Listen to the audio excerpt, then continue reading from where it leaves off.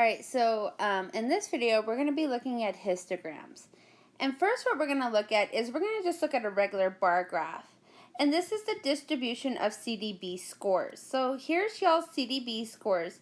And here you can see individual data. So I'm going to write that. Here we can see individual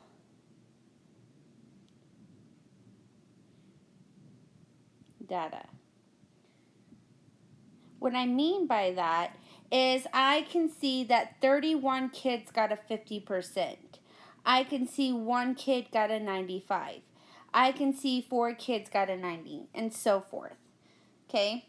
Now, here, a bar graph does allow me to see individual data, and all a histogram is you can take the same data, but instead of seeing individual grades, you see the data given in intervals.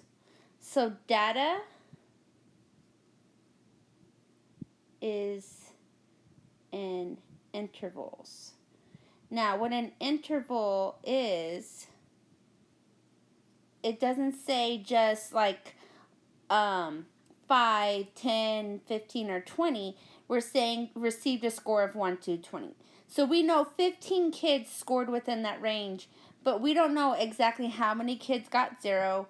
We don't know exactly how many kids got a 5, a 10, a 15, or a 20 for that matter. We just know 15 kids got between a 1 and a 20.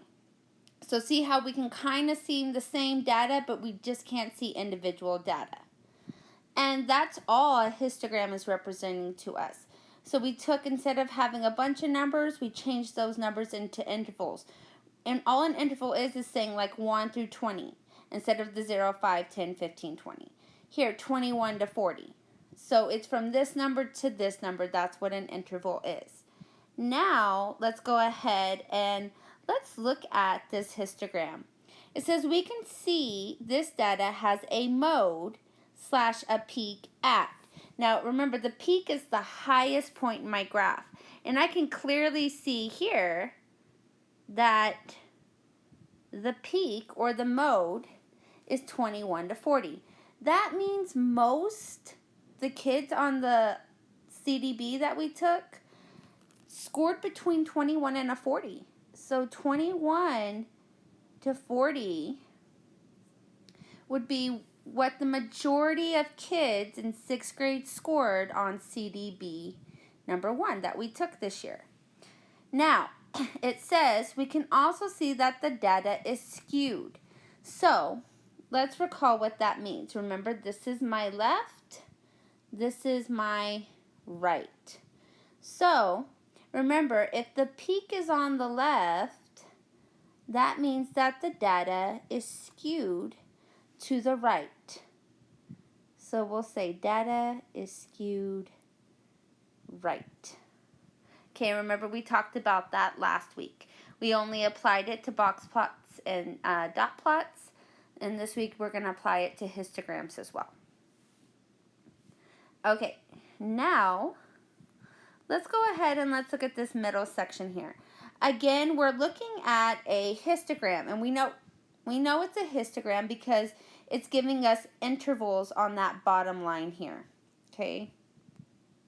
It says we can see the data has a mode and a peak at, well, remember the peak is the highest point. So right here in the middle would be my peak. And my peak is at 2.1 to 3. So I can see the peak is at 2.1 to 3. Remember, when I'm telling you the peak, I'm looking at the number on the bottom. Okay? It says the shape of the data is, what I want to know, is it skewed left, is it skewed right, or is it symmetrical? Now remember, here's my peak, and the data looks to be even on both sides of the peak. So remember, we call this symmetrical. So the data is symmetrical.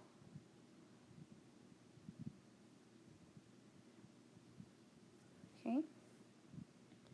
Now, the next question is asking, are there blank students who live 1.1 to 2 miles from the school?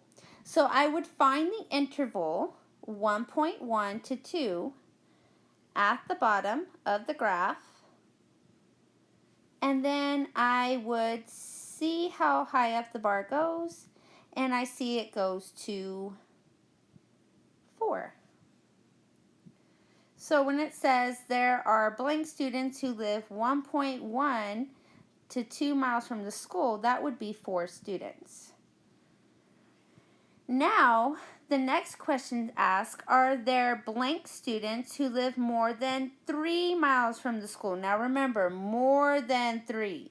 So we're not going to include the 3 because it says more than. So we would not include the interval with the peak. We would only look at, for this question, we would look at the last 2 bars.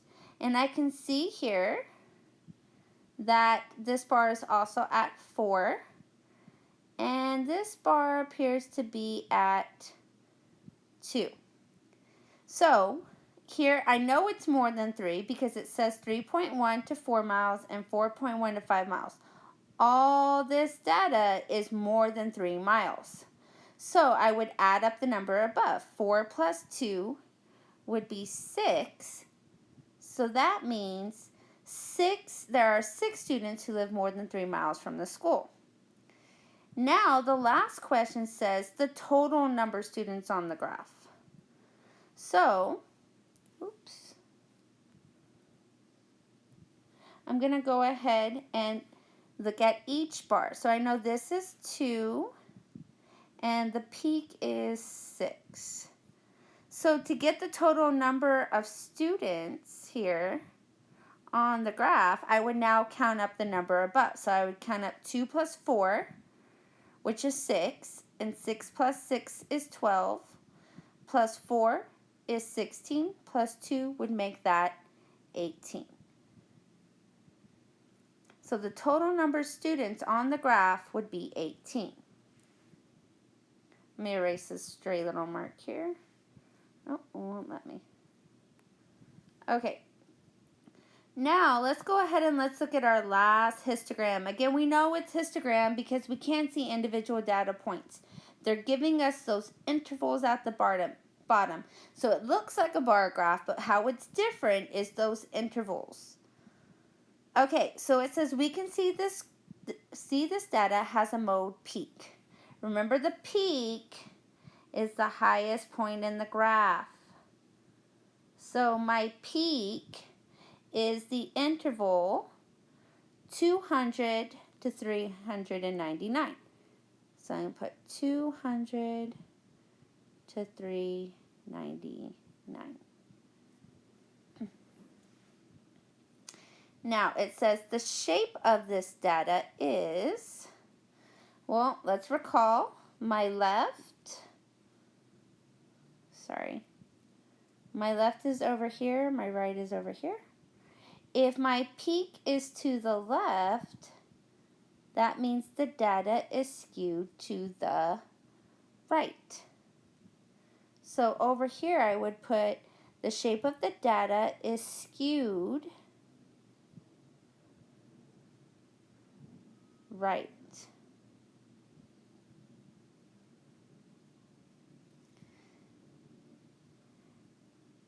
And then now it says there are blank students who paid $600 to $799. So that's when I'm going to want to find $600 to $799, which is right here. And I see that it is just a little bit smaller than 10, so I'm going to say it's 9. So there are 9 students who sold $600 to $799. Next question. There are blank students who sold less than 200. Less than 200. So here we only want the interval between 0 and 199. Because if it says less than 200, we do not want to include that peak. So here I can clearly see that that number is 15. And the last question asks, there are blank students who sold more than 400 or who sold 400 or more.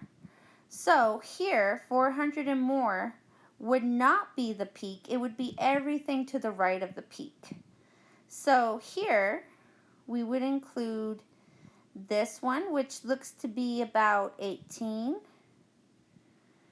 And then we already know this one's 9. And this one looks to be about at 5. So, in order to find this answer, we would do 18 plus 9 plus 5. And that would equal 32. So, therefore, my answer would be 32. There are 32 students who sold 400 or more.